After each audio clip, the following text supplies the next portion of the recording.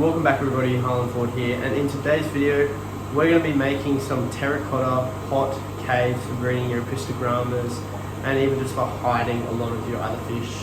Like Corys love to hide in them, bristlenose, things like that. Okay, so I actually get my terracotta pots from Bunnings. They're only about $1.20 to about $5 each, so they're not very expensive. The bigger ones are about $5.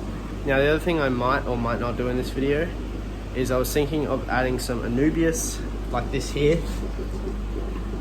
Adding some Anubias or Java Fern or something like that onto the pot.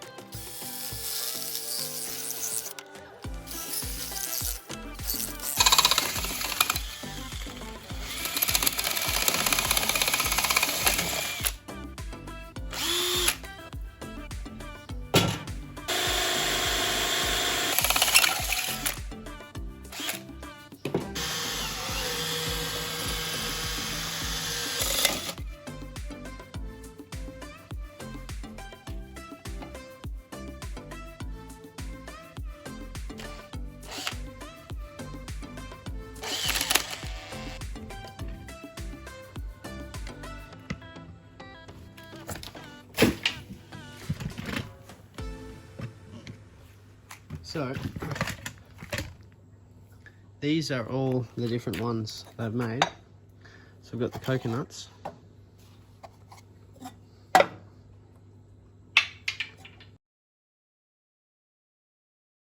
So here we have the smallest little tiny one. Pretty nice. Underneath we have the even bigger one. And then moving across here we've got the two smaller ones. We've got the Appistogramma breeding cave, and we have, ending over here, the two coconuts. So that's all of those ones.